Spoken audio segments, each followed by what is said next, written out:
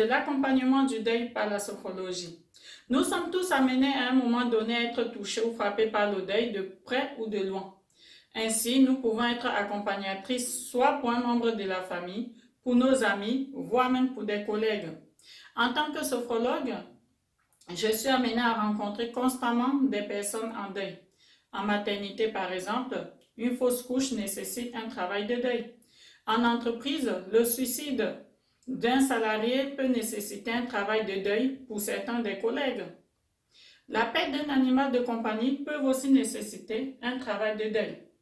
Cependant, il faut que vous le sachiez, il n'y a pas que la mort physique d'une personne qui peut nécessiter un travail de deuil. Dans la vie, certains événements peuvent être tellement perturbants pour nécessiter aussi un travail de deuil. Par exemple, un licenciement peut nécessiter un travail de deuil. Une rupture douloureuse, sentimentale ou amicale peut nécessiter un travail de deuil. L'avortement d'un projet également peut nécessiter un travail de deuil. En sophrologie, nous travaillons énormément avec la relaxation dynamique qui va jouer sur tout votre corps, impacter ainsi votre mental, qui va vous accompagner dans vos différentes phases de deuil. Car n'oubliez pas, lorsqu'on traverse un événement comme le deuil, on le vit en différentes phases. En premier, il y a la phase du déni, où on ne comprend pas, on devient fou, on ne comprend pas.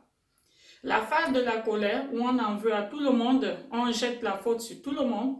Et ensuite vient la phase où on essaye tous de repartir en arrière pour voir ce qu'on aurait pu faire pour éviter l'événement ou la situation. Et après vient la phase de la tristesse. La tristesse est une phase qui peut être plus ou moins longue d'une personne à l'autre, car c'est une phase où on retrouve encore pas mal de pleurs et aussi pas mal de peur. La peur de ne pouvoir gérer, la peur de ne pouvoir avancer. Et ensuite vient la phase de la prise de conscience où on se rend compte de la réalité des faits, où on se rend compte de la réalité de la situation. Et enfin, on termine par la phase de l'acceptation.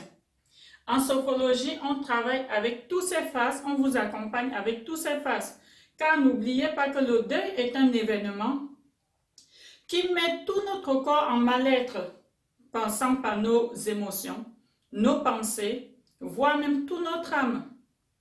Vous l'aurez compris, la sophrologie est le premier partenaire de premier choix pour accompagner une personne en deuil.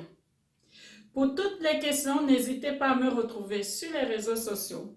Facebook, Judith Sophrologue +33, Instagram, judith.sophrologue, ou tout simplement sur mon site internet où vous trouverez aussi mes coordonnées www.judithsophrologue.fr.